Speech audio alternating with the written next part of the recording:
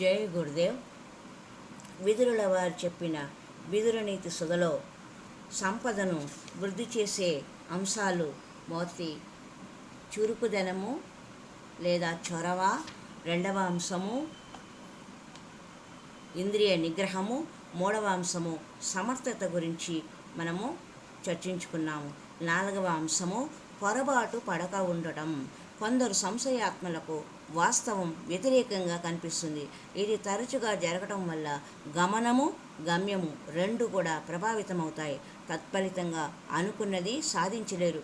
కాబట్టి అవగాహనను పెంచుకోవాలి. సందిగ్ధత ఒక అలవాటుగా మారకుండా జాగ్రత్త చేసుకోవాలి. మరి ఒక అంశము ధైర్యము. కొన్ని సందర్భాలలో సంశయాన్ని జయించడానికి ధైర్యం అవసరం ఉంటుంది. వ్యాపారంలో మదుపు పెట్టుబడి పెడితే నష్టపోతామేమో అలాంటి సందేహాల పీడ నుండి బయటపడాలంటే తమకు తాము ధైర్యం చెప్పుకోవాలి. ఆస్తుల కొనుగోళ్లలో కొందరు అధిక తాత్సారం చేసి అవకాశాలను కోల్పోతారు. తర్వాత పదే పశ్చాత్తాపడి ప్రయోజనం లేదు అని విదురుల వారు చెబుతున్నారు. మరి ఒక అంశము జాగరూకత.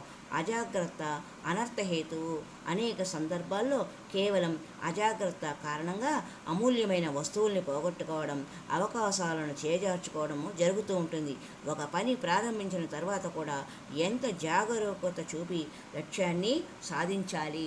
చిన్న ప్రతికూలతలో బెదిరిపోయి కార్యాన్ని విరమించకూడదని చెబుతున్నారు. మరి ఒక అంశము చక్కగా విచారించి కార్యమునకు దిగుట. ఇక్కడ విచారించడం అంటే క్షుణ్ణముగా తెలుసుకోవాలను. దీనివల్ల తొందరపాటు నిర్ణయాలకు అవకాశం ఉండదు. అవగాహనతో పనికి పూనుకోవడం వల్ల పొరపాట్లు జరగవు. వీటిని పాటిస్తే సంపద స్థిరముగా చేకూరుతుంది అంటున్నారు జ్ఞానభాస్కరులైన విదురుల వారు. కాబట్టి వీటిని మననం చేసుకుంటూ సదా స్మృతిలో ఉంచుకొని వ్యవహరించాలి. అప్పుడు సంపన్నత మానవునికి కలుగుతుంది. సంపదకు మూలాధారమైన శ్రీ మహాలక్ష్మీదేవి ఉన్మత్త స్వభావి. మిక్కిలి గుణవంతులు. బొత్తిగా గుణములు లేని వారి యందు నిలువదు. ఆమెకు గుణములపై మక్కువ లేదు. గుణములు లేని కారణంగా అనురాగమును లేదు. చెడు మార్గమును ఆర్జించే ధనముతో చేసే పుణ్యకార్యముల వలన ఎలాంటి ఫలితము ఉండదు.